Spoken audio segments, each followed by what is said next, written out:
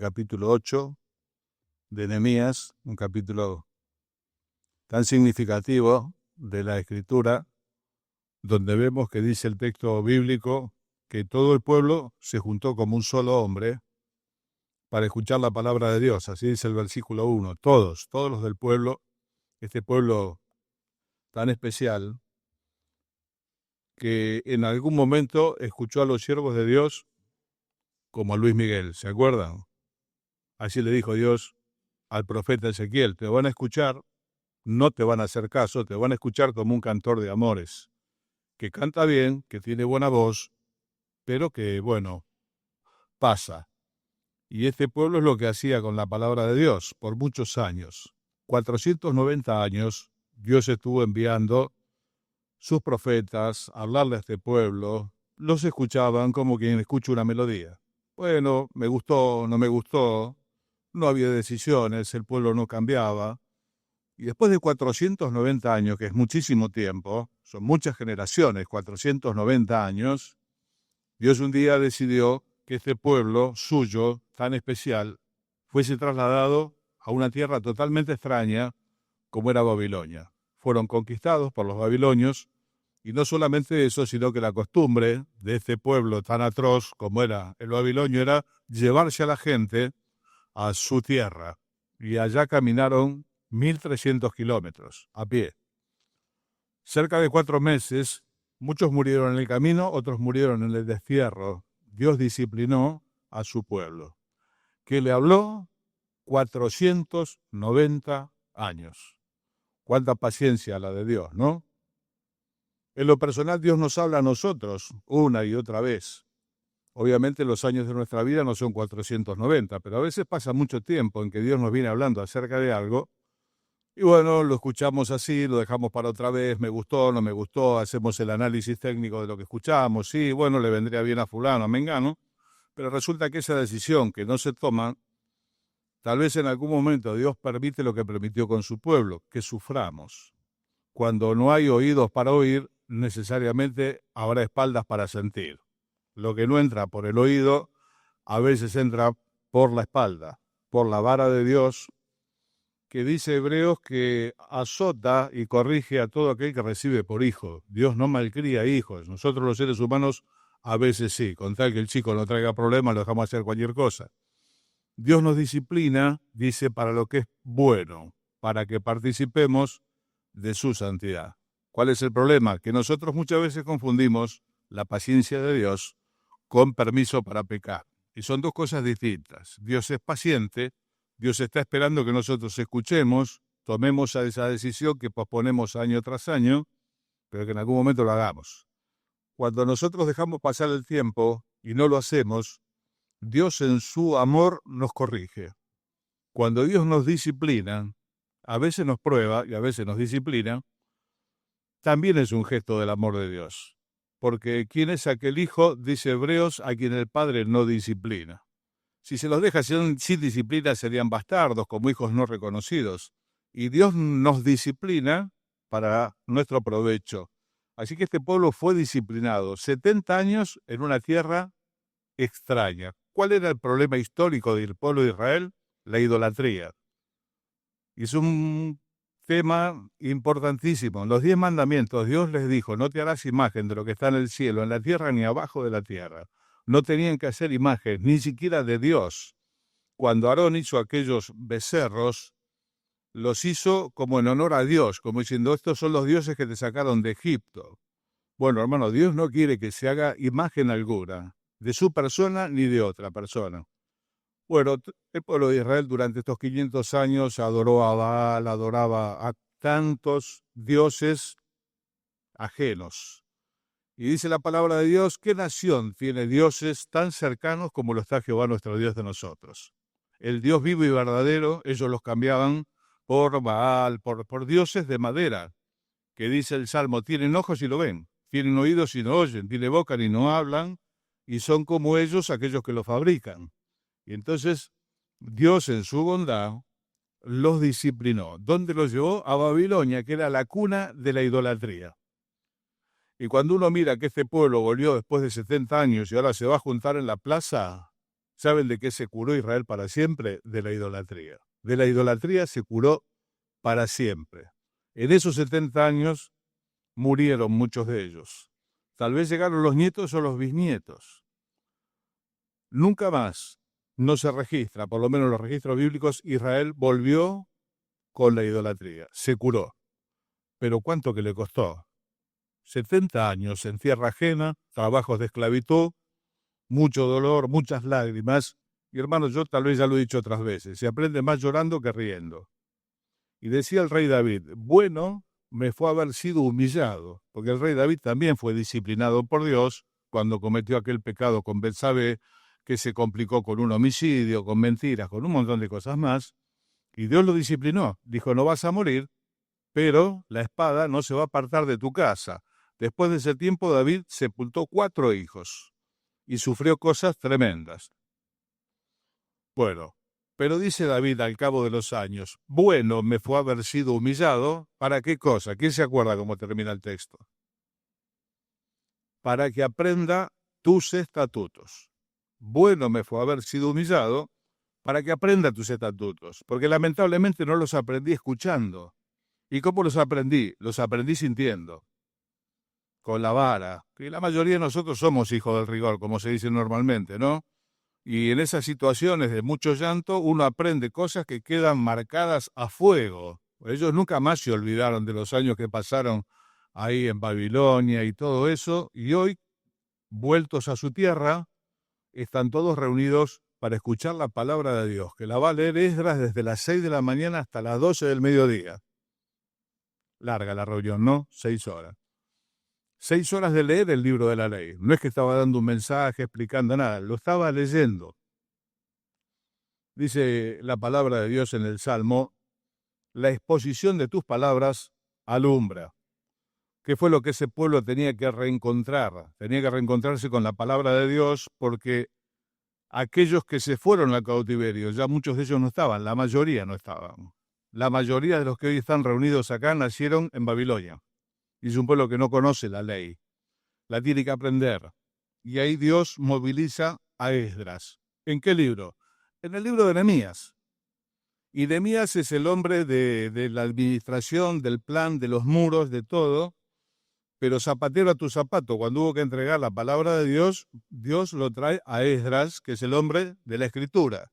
Evidentemente Nehemías es un hombre piadoso, temeroso de Dios, siervo de Dios, pero no es el hombre capacitado para entregar la palabra de Dios. Dios lo trae a Esdras. Habíamos visto el otro día que este hombre, Esdras capítulo 7, verso 10, había preparado su corazón, ¿se acuerdan? Para inquirir, significa para investigar, para cumplir y para enseñar. Y son 3 cosas que no tienen que faltar en ningún maestro de la palabra de Dios. Maestros y maestras, que hay hermanas que enseñan, lo hacen muy bien, entre las hermanas, entre las mujeres. No alguien que lee y repite, sino alguien que está comprometido con lo que está enseñando, sin haberlo alcanzado, como decía Pablo, no pretendo yo haberlo alcanzado, sí con un fuerte compromiso, que se ve en qué cosa, en sus mensajes, no, se ve en su manera de vivir. La vida del maestro se refleja más fuera del púlpito que atrás del púlpito. El maestro es maestro acá y el maestro es maestro cuando enseña, cuando está con los hermanos, cuando vive la vida en medio de los hermanos. Tiene que mostrar en su vida, ¿se acuerdan?, el resultado de las buenas enseñanzas que predica. Si no, ¿a quién va a convencer? Si él enseña una cosa acá y su vida dice otra, no va a convencer a nadie. Tiene que mostrar en su propia vida que los remedios que receta son buenos, que hacen bien, que a él le hicieron bien, que a su familia le hizo bien, que a sus hijos le hizo bien. Entonces, cierto de esto y con eso a la vista, le puede decir a los demás, tomen de esto que hace bien. Entonces, ese es, no es algo rotativo. Bueno, hoy me toca a mí, después me toca a mí. No, no, hermano, no. Acá estaba Nehemías, que era un siervo de Dios gigantesco. Sin embargo, Dios lo desplaza a Esdras para que haga esta tarea. Cada uno según el don que recibió. Uno de los grandes problemas de nuestras iglesias fueron los púlpitos rotativos. Hoy te toca a vos, después me toca a mí. No, hermano, no es así. Hay hermanos y hermanas para una tarea y los hay para otras. Acá está este hombre de Dios, habiendo preparado su corazón para investigar la Biblia. habiendo preparado su corazón para cumplirla y después para enseñarla. Lo de enseñar va al final. ¿Qué otra característica tiene que habíamos leído el jueves pasado? Se había hecho un púlpito de madera. ¿Y qué dijo el texto que leímos el jueves pasado? Que estaba más alto que el pueblo. Estaba más alto que el pueblo. Es una costumbre que aún se conserva en las iglesias. Nosotros no lo usamos en semana, pero si no se hace desde acá arriba. La gente del fondo ve mejor. Y aún en grandes oradores, el púlpito se eleva, da una sensación como que la palabra viene desde arriba. Bueno, pero veíamos que este más alto que el pueblo no era ni soberbia ni un problema de distancia. Es un problema de estatura espiritual. El que entrega la palabra, hombre y mujer, tiene que tener estatura espiritual. Tiene que estar, de ser posible, más alto que los hermanos. Dijo el Señor Jesucristo: el siervo no es mayor que su Señor y el discípulo no es mayor que el maestro. Se suele decir que las iglesias se parecen a los pastores. Entonces, de alguna manera los pastores son la medida visible de la iglesia, por eso dice la Escritura, preséntense como ejemplo de la grey, que la gente los mire y se orienten. Una gran responsabilidad, ¿no? Porque si el mensaje vivido no es bueno, se puede orientar para bien o para mal. Este hombre tenía un púlpito y estaba más alto que el pueblo. No porque estaba sobre el pueblo. No. Dice el apóstol Pedro a los ancianos: yo anciano también con ustedes, apacienten la grey de Dios que está entre ustedes. Los ancianos están entre la iglesia, no están sobre la iglesia. No se sirven de la iglesia, no se abusan de la iglesia, no debe ser así. Sí que espiritualmente, y bueno, tiene que tener la vida más alta. Sería muy bueno que así sea por lo menos. Bueno, avanzando el texto, dice el verso 8 del capítulo 8, y leían en el libro de la ley de Dios claramente y ponían el sentido de modo que entendiesen la lectura. Leían en el libro de la ley de Dios claramente y ponían el sentido de modo que entendiesen la lectura. La Biblia es el libro de Dios y es el libro, no es un libro. La Biblia es el libro. Si alguien dice, ¿cuál es el libro? El libro es la Biblia, la palabra de Dios. Lo demás son los libros. Este es el libro. Tiene características especiales que lo hacen único. ¿Qué es? Que es la palabra de Dios hecha libro. Bueno, siempre decimos lo mismo, ¿no? Le podemos leer el diario al que viaja al lado en el subte, se lo vamos mirando de costado, ¿no? O la tablet, y ya nos enteramos de más o menos cómo va el día. Pero la Biblia no se puede leer así. Este libro requiere un ejercicio espiritual previo, si no es muy posible que lo abras y no te diga absolutamente nada. Es muy común, hay muchos hermanos que dicen, mira, la verdad que lo pongo, lo leo, no entiendo nada, lo dejo. Ellos ponían el sentido de modo que entendiesen la lectura. ¿Qué significa? Prestaban mucha atención. Esto no se puede hacer con el teléfono, con la televisión prendida. Yo más de una vez le he dicho a mis hijos, ¿cómo haces? Para estudiar tenés la computadora prendida, tenés la música prendida, tenés el celular y estudiar. Bueno, no sé, estudia. Rindieron, aprobaron, así que mi preocupación ya terminó. Pero estudian así. Bueno, hermano, la Biblia no se puede leer así. Necesita toda nuestra atención, de modo que comprendamos la lectura. Y necesito un ejercicio que está en el Salmo 119. Dice, abre mis ojos y miraré las maravillas de tu ley. Si alguien me preguntase, no quiero hacer una doctrina, pero sí un consejo. Si alguien me preguntase, ¿qué hago primero? ¿Leo u oro? Primero orá, después lee. Porque hay que leer con oración. Hay que pedirle a Dios que nos abra los ojos para mirar las maravillas de su ley, si no es muy posible que esto no nos diga nada.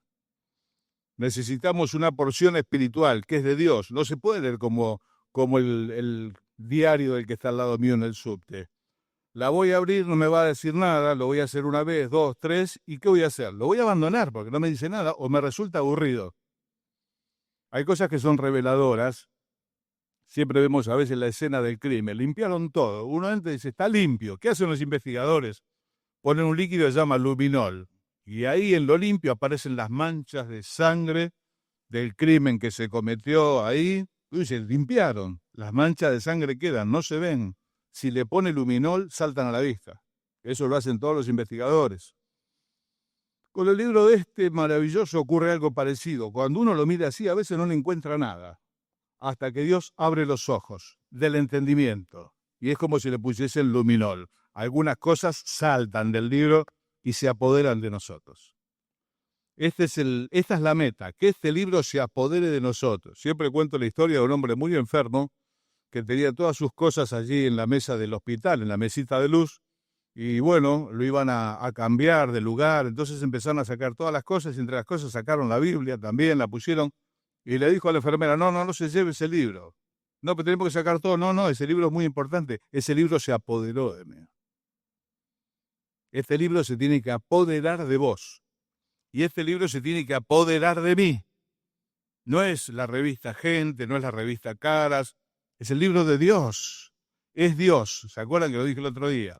La palabra es el Señor es el Verbo. ¿Cómo lo vamos a poner? Muchos hermanos han leído la palabra de Dios de rodillas. Luego de orar, ponen el libro delante y leen de rodillas, diciéndole al Señor las palabras de aquel adolescente que le dijo, Samuel, habla Señor, porque tu siervo oye. Hay que apagar el televisor, hay que apagar la computadora, no pueden estar los chicos corriendo, hay un montón de cosas. Nos van a distraer. Ellos pusieron el sentido de modo que comprendían la Escritura. Tenés que hacer un esfuerzo. Por eso es muy difícil leer la Biblia en la noche. Hay gente que dice, no, bueno, yo lo dejo para la noche.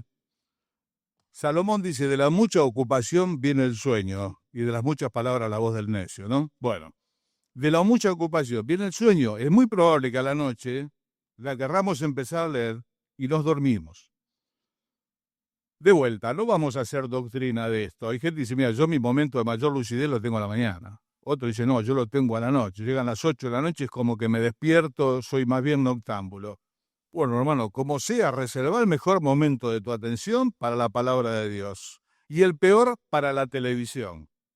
Que la televisión entretiene, no educa ni enseña, entretiene. Y ten mucho cuidado con lo que mirás, obviamente. Pero una persona sabia que aprecia las cosas de Dios va a poner lo mejor de su entendimiento y va a elegir el momento. ¿Cuál es? A las 8 de la noche, a las 12 de la noche, ponerlo ahí. Es a la mañana, es a la tarde. Y con el peor momento, mira el noticiero. O una película, que si me duermo no importa. Pero acá hay un mensaje para mí, y si este libro se apodera de mí y se empieza a formar, va a formar una mentalidad en tu vida, que es una mente bíblica, una manera de pensar bíblica. Y esto es un tesoro, es la mente del Señor hecha en nosotros. Versículo 8, leían el libro de la ley de Dios claramente y ponían el sentido de modo que entendiesen la lectura. Lo que dije el otro día va de vuelta. Hay cosas que por más que pongas el sentido, es decir, no lo entiendo el pasaje, márcalo, te lo anotás en un cuaderno y le preguntás al pastor o a los líderes de la iglesia. Mira, leí este pasaje, no lo entiendo, ¿me lo explicás? ¿Se acuerdan del eunuco etíope que venía en el carro? Venía leyendo Isaías 53. Un capítulo maravilloso. Para aquellos que lo conocemos es como leer el Evangelio. Sin embargo, ¿qué fue lo que dijo aquel funcionario? ¿Cómo voy a entender si alguien no me lo explica? Porque Felipe le preguntó, ¿entendés lo que lees? Voy a entender si no hay quien me lo explique. Hay cosas de la Biblia que necesitan explicación, pero hay otras que no, que están muy claras. Y como decía un viejo maestro, cuando vayas a comer fruta, cortá la fruta madura. Cortá la fruta madura. ¿Qué significa? Empezá con las cosas que entendés y las que no entendés las marcás y las preguntás. Cuando vos entiendas, eso es como digerir la comida. Pero comer y no entender no aprovecha para nada. A veces hacemos la lectura media por compromiso, lo leí, ¿qué entendí? Nada. ¿Qué saqué? Nada. Pero leí. Sirve de muy poco. Entonces, esto es un ejercicio espiritual. No se puede leer como el diario, no se puede leer como la revista Caras, como la tablet, no se puede. Porque es Dios. Y hay que postrarse, no quiero hacer idolatría de postrarse ante el libro material. Ante el contenido hay que postrarse. ¿Qué fue lo que pasó? Versículo 9. Y Nehemías el gobernador y el sacerdote Esdras escriba y los levitas que hacían entender al pueblo dijeron a todo el pueblo: Día santo es a Jehová nuestro Dios. no os entristezcáis, ni lloréis, porque todo el pueblo lloraba oyendo las palabras de la ley. ¿Qué impacto que produjeron las palabras de la ley? Vuelvo a decir, estaban leyendo el texto bíblico, no estaban leyendo una explicación como hago yo esta noche. Estaban leyendo el texto como está. ¿Qué pasó con la gente? Se puso a llorar. A medida que entendían, lloraban. Y dice, ¿cómo es esto? 2 Corintios capítulo 7, versículo 10. Vamos a encontrar ahí que hay algo que tiene que ver con el reino de Dios. La Biblia habla de dos tristezas, una tristeza que es de Dios y una tristeza que es del mundo. Y dice así el verso 10, 2 Corintios 7, verso 10, porque la tristeza que es según Dios produce arrepentimiento para salvación de que no hay que arrepentirse, pero la tristeza del mundo produce muerte. La Biblia habla de dos tristezas. La gente que no es del Señor tiene una tristeza que es la tristeza del mundo. La tristeza que produce muerte. Mucha gente se suicida. Está muy alto el nivel de suicidio entre jóvenes hoy en día. Muy alto. Muchas personas deciden quitarse la vida. Es muy difícil la vida sin Cristo. Muy difícil. Es incomprensible. Aparte de difícil, no se comprende. ¿Qué genera? Angustia, tristeza. Una tristeza que en muchos casos lleva a la muerte. Pero hay una tristeza de Dios que ¿para qué es? Es para arrepentimiento. Es la tristeza que ellos experimentaron mientras oían el libro de la ley.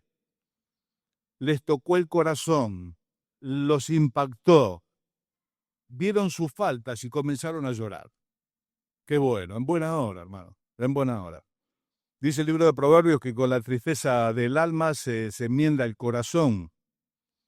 Sí, se pusieron a llorar oyendo la palabra de la ley. Algunos la recordarían de tantos años. Había algún sobreviviente, porque fueron los que lloraron cuando echaban los cimientos, ¿no? En Esdras. Algunos viejos. Y algunos jóvenes que volvían a su tierra, que escuchaban esa palabra que le habían contado su abuelo, su padre, vieron sus faltas, comenzaron a llorar. Qué bueno que es la tristeza según Dios, hermano. Ojalá nos pase, por lo menos cada tanto, que cuando Dios nos habla el corazón, nos impacte de tal manera lo que leemos, que produzca tristeza, y alguien diga, pero no te pongas mal. Mira, hay tiempo de reír y hay tiempo de llorar. Si te tienen que poner mal, ponete mal. Esta gente se puso mal, lloró, se lamentó, porque le habían fallado al Señor, porque habían hecho mal, confesaron sus pecados, y les hizo bien. Bueno me fue haber sido humillado, para que aprenda tus estatutos. Hay pastores que están todo el tiempo para arriba. Arriba, viene el triunfo, viene el poder, viene esto, viene el otro. Sí, hermano, todo eso va a venir después que tal vez nosotros tengamos la actitud que corresponde. Va a venir el poder, el triunfo, un montón de cosas. Pero no hay que desechar la tristeza que es según Dios. La del mundo produce muerte, no sirve. Y la de Dios nos ayuda a corregir el camino. Por eso que a mí me hace mucho bien cuando a veces le pongo un mensaje, más que alguno que me diga que le gusta, veo que alguno se levanta y como que sale en silencio y se va a la casa a pensar. Para mí es mejor, si se va en silencio a la casa a pensar, que me diga si le gustó o no le gustó, porque lo del jueves pasado, vaya a saber qué le gustó. Si como decía Macrotumia, como decía Mesopotamia, vaya a saber. Esto no es para que a la gente le guste. Si le gusta, bueno, en buena hora, fenómeno, pero no es el punto. El punto es que produzca cambios. Que diga, hoy aprendí esto, hoy entendí. Después dice que se alegraron de haber entendido. Entendí. Dios me dio luz. Tengo que trabajar acá, tengo que trabajar allá. Dios me habló. Qué importante que es eso. Y lo otro es entretenimiento. Ay, qué bien que predica. A mí me gusta y yo lo escucho.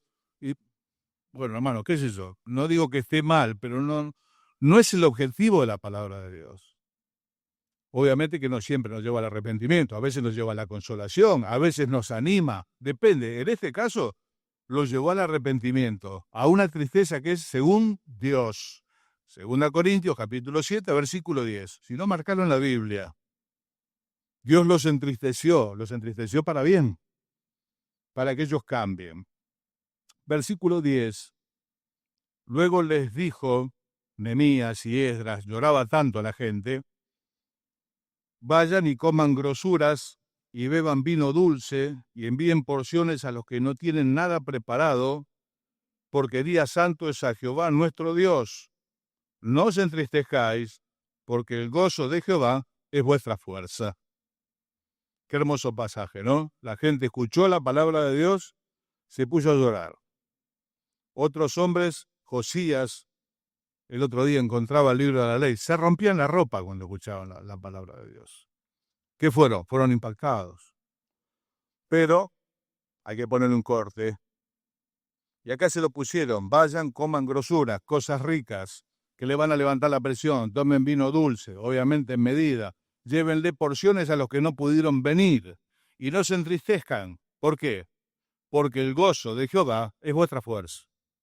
La tristeza de Dios tiene un objetivo, corregir. Después que se corrigió, ahí sí vamos arriba, viene el poder, vamos, y todas las promesas son en el sí, son en el amén, y nos podemos enfervorizar y enfervorizar a los demás, pero a lo mejor hay que pasar por el cuello de la botella, y hay que entristecerse y hay que corregir, y después hay que levantarse. ¿Por qué? Porque el gozo de Jehová es otra fuerza. Difícilmente se puede hacer algo con un pueblo pinchado que está llorando. Ese pueblo no va a poder conseguir pocas cosas para Dios. Pero acá los animan.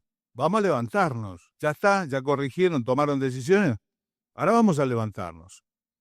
El gozo de Dios, esa bendición que Dios nos da, esa es nuestra fuerza.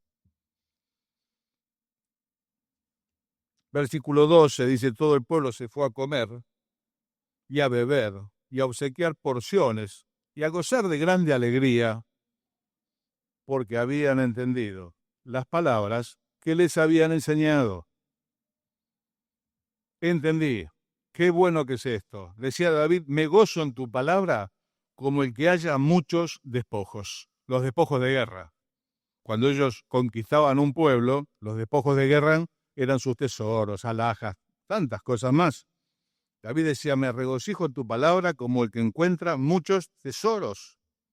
Qué cosa hermosa cuando Dios nos habla, nos impacta el corazón, por ahí nos arrancó alguna lágrima, tomamos alguna decisión y después viene ese consuelo de Dios. Y nos alegramos de haber entendido. Sí, entendí. Hermano, la palabra cuando no se entiende no produce provecho. Ahí están los discípulos de Maús tristes los dos. Y están hablando con el Señor y no se dan cuenta que es el Señor resucitado el que camina con ellos. Y ellos le dicen, sos el único forastero que no saben lo que pasó, Jesús Nazareno, lo crucificaron. ¿Hasta cuándo? Hasta que el Señor partió el pan. Cuando el Señor partió el pan, porque le pidieron que se quede a comer. ¿A quién le pidieron que se quede a comer? ¿Al Señor? No, a un desconocido. No sabían que era el Señor. Era tal su tristeza que le dijeron a este caminante, quédate con nosotros porque es tarde. Y dice el relato bíblico que cuando el Señor partió el pan, le fueron abiertos los ojos y vieron que era el Señor. Y de la alegría se hicieron todo el camino, que era peligrosísimo, a Jerusalén, a decirle a los demás que habían visto al Señor resucitado. Eso es lo que pasa cuando nosotros nos encontramos con la palabra de Dios, que es encontrarse con el Señor. Nuestro corazón es impactado. Y ahí el corazón sí se levanta. Y ahí salimos con fuerza hasta donde sea. Por eso es tan importante, hermano. El Señor hoy está intercediendo por vos y por mí a la derecha del Padre. Pero está la palabra. La palabra es el Señor. Y si vos tenés un buen encuentro, y si vos lo entendés, y si yo lo entiendo, y si Dios me habla, y si tomo alguna decisión, me voy a alegrar de haberla entendido. Acordate, lo que no se entiende es como comer y vomitar, que es esta enfermedad que lleva a tantos chicos y chicas, lamentablemente, a cuadros de salud muy peligrosos, a veces a la muerte. Es comer y vomitar. Leer y no entender es lo mismo. Ellos se alegraron de haber entendido. Hacemos la lectura de hoy. Versículo 13, vamos a hacer el pedazo de lectura que nos queda. Están contentos, entendieron, lloraron, Dios los consoló, se gozan en entender. Versículo 13, al día siguiente se reunieron los cabezas de la familia de todo el pueblo, sacerdotes y levitas, a Esdras el escriba, para entender la palabra de la ley. Y hallaron escrito en la ley que Jehová había mandado por mano de Moisés que habitasen los hijos de Israel en tabernáculos, carpitas, chozas. en la fiesta solemne del mes séptimo, y que hiciesen saber y pasasen pregón por todas las ciudades y por Jerusalén, diciendo: salid al monte y traed ramas de olivo silvestre, de arrayán, de palmeras, de todo árbol frondoso, para hacer tabernáculos como está escrito. Salió pues el pueblo y trajeron ramas e hicieron tabernáculos, cada uno sobre su terrado y en sus patios, en los patios de la casa de Dios, en la plaza de la puerta de las aguas y en la plaza de la puerta de Efraín. Y toda la congregación que volvió de la cautividad hizo tabernáculos, y en tabernáculos habitó, porque desde los días de Josué, hijo de Nun, hasta aquel día no habían hecho así los hijos de Israel, y hubo alegría muy grande. Al otro día se juntaron de vuelta los cabezas de familia para entender algunos aspectos de la palabra de Dios, algunas directivas. ¿Qué encontraron? Que desde los tiempos de Josué, hay que pasar todos los reyes hacia atrás, son casi 600, 700 años, no se había celebrado la fiesta de los tabernáculos. ¿Qué es la fiesta de los tabernáculos? Una fiesta que instituyó Dios. Les dijo en un momento, cuando entraron en la tierra, de los días de Josué, aunque ya están establecidos y tienen sus casas, en determinada fecha van a ser como una carpita, como una choza con unas ramas, y se van a quedar ahí adentro con la familia. Y uno dice, ¿para qué? Para que recuerdes los años que pasaste en el desierto y se lo cuentes a tus hijos. Esta era la fiesta de los tabernáculos. Bueno, prácticamente desde que se instituyó hasta este día, nunca se había festejado, ni en los tiempos del rey David, ni en los tiempos del rey Salomón, ni en los tiempos del rey Ezequías, ni de Usías, que fueron muy buenos reyes. Y ellos entendieron que esto no se estaba haciendo. Dios quería que esto se haga como un memorial, como la cena del Señor, ¿se acuerdan? ¿Qué dijo el Señor? Hagan esto en memoria de mí. En el pan, en la copa, recordamos el sacrificio del Señor.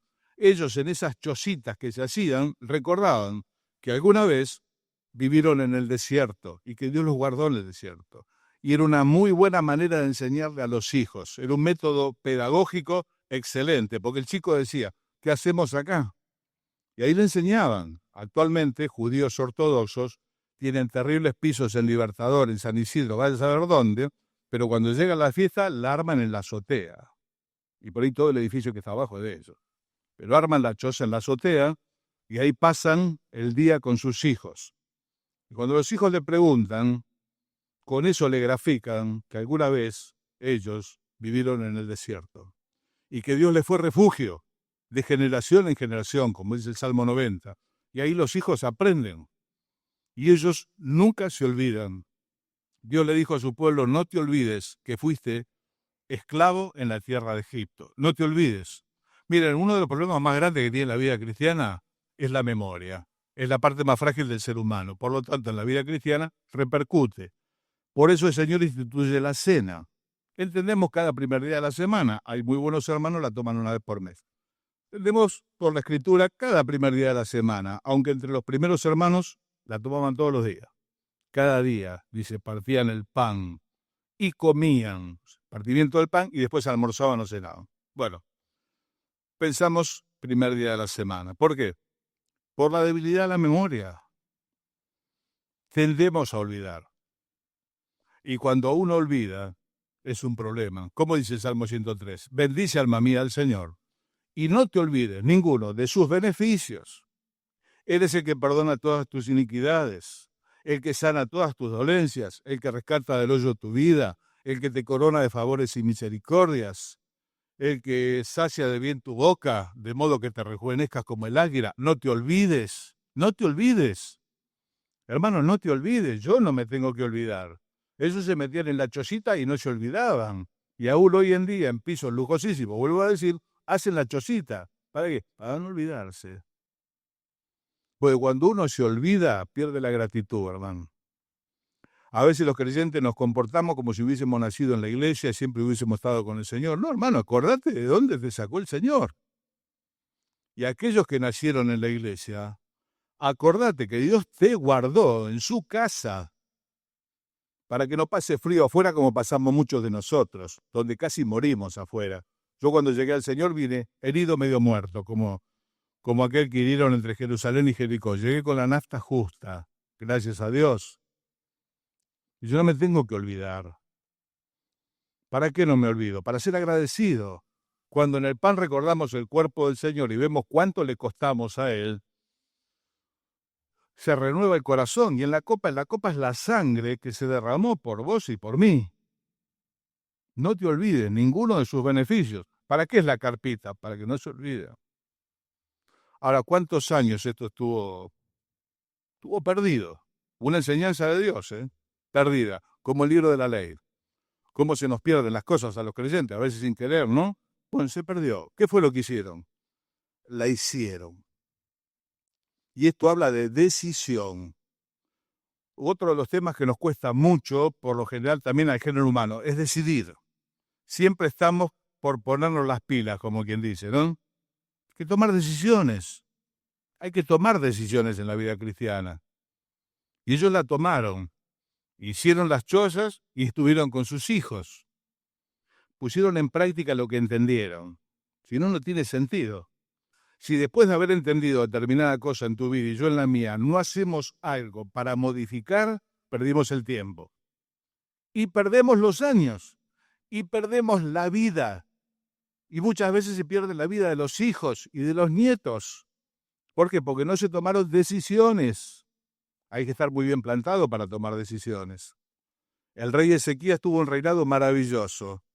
Entre otras cosas, ¿saben qué hizo? Estaba la serpiente de bronce. ¿Se acuerdan de dónde venía la serpiente de bronce? Dios le había dicho a Moisés que la haga en el desierto, porque cuando el pueblo se quejó y murmuró, Dios envió serpientes que lo mordieron y se morían. Entonces Dios le dijo que haga una serpiente de bronce y todo aquel que miraba a la serpiente se curaba. Una figura del Señor Jesús, ¿no? Todo aquel que le mira como Salvador, como Señor, se cura. Bueno, entonces dice el Señor, así como Moisés levantó la serpiente en el desierto, es necesario que el Hijo del Hombre sea levantado. ¿Quién mandó a hacer la serpiente de bronce? Dios. ¿A través de quién? De Moisés. ¿Se curaba la gente? Totalmente. Con solo mirarla se curaba. Pero los años pasaron. Y desde Moisés a Ezequías, ¿qué había pasado? La gente había hecho un culto idolátrico de la serpiente. En vez de acordarse de aquel que sanaba a través de la mirada a la serpiente, se enamoraron de la serpiente, por así decirlo, y le ofrecían culto. Cuando Ezequías, un gran reformador también, un hombre que hizo un giro muy importante, tomó decisión, dice que la tiró a la basura y dijo, esto es una cosa de bronce. Hay que tener, ¿no? Zapato bien puesto. Un reformador, un hombre que entendió que eso estaba mal, que al pueblo le estaba haciendo mal. Dice la Biblia, el pueblo se estaba prostituyendo en la idolatría. Y aunque lo había hecho Moisés, y aunque Dios lo mandó, hoy eso se había desvirtuado y lo tiró. Y hay cosas que en nuestra vida a veces se echaron a perder. Y cuando algo se echó a perder, hay que sacarlo a la calle. Nadie guarda la basura. Cuando hay paro de recolectores tenemos unos problemas terribles, montaña de bolsas afuera. Aunque le dicen a la gente que no la saque, la gente la saca. ¿Por qué? Porque nadie quiere tener la basura bajo la cama. Da olor la basura. Después de un día, 2 días, una semana sin recolección, es un problema. ¿Quién guarda la basura? Nadie. Y en lo espiritual pasa lo mismo. Acá después más adelante vamos a ver que Nehemías volvió y encontró que en el templo le habían hecho una piecita a Tobías, porque había emparentado con alguien del pueblo de Dios. Le agarró y le tiró todos los muebles afuera. Algunas cosas necesitan decisiones radicales. ¿Cómo es que Tobías tiene una piecita en la casa de Dios? Le agarró y le tiró todo afuera. Y Ezequías tiró a la serpiente de bronce. Y yo no sé qué es lo que vos tenés que tirar. Yo tengo una idea con lo mío. Soy medio acumulador, soy de guardabasura, ¿no? Hoy están de moda los acumuladores. Son los que guardan basura, viven entre medio de la basura. Me cuesta. Tenés que tomar decisiones. Y cuando yo entendí por la palabra de Dios, como entendió este pueblo, tomaron decisión. Y comenzaron a hacer algo que no hizo ni David. Nosotros, ¿qué decimos? Siempre se hizo así.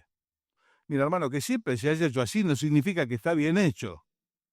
Hay muchas cosas que en las iglesias se hicieron siempre así. Pues no cambiemos nada, el statu quo. No lo cambies. ¿Por qué? Siempre se hizo así. No, hermano, hay que ver si está en el libro o no está en el libro. Y si no está en el libro, lo tenemos que cambiar, por más que generaciones enteras, donde hubo hombres piadosos, el rey David, Ezequías, vuelvo a repetir, nuestros antecesores, muchos hombres piadosos. Si esto hoy no funciona, esto hoy hay que sacarlo. Tomaron una decisión. Finalmente, dice el último versículo, 18, y leyó Esdras en el libro de la ley de Dios cada día, desde el primer día hasta el último, e hicieron la fiesta solemne por 7 días. Y el octavo día fue de solemne asamblea según el rito. Se ordenaron. Se ordenaron. Para eso sirve la palabra de Dios. Lámpara es a mis pies tu palabra, dice el Salmo 119, y lumbrera a mi camino. Me permite entender. Tal vez me lleve a llorar, pero si me quedo en el llanto, no pasa nada. Llorar está bien, un rato. ¿Entendí? Sí, alegrate.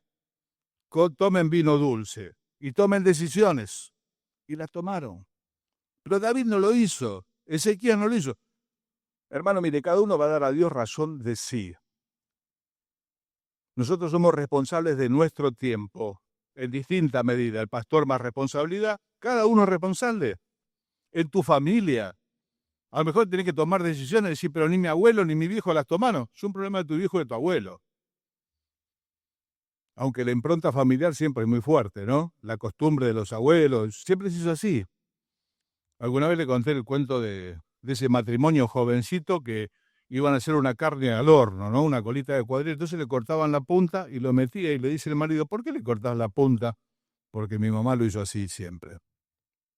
Entonces la vieron y le dijeron, suegra, dice, ¿por qué le corta la punta a la cola de cuadril y la mete en el horno? Porque su hija lo hace. Es que mi mamá lo hizo siempre, la abuela siempre cortaba la punta y lo metía en el horno. Esto es de familia.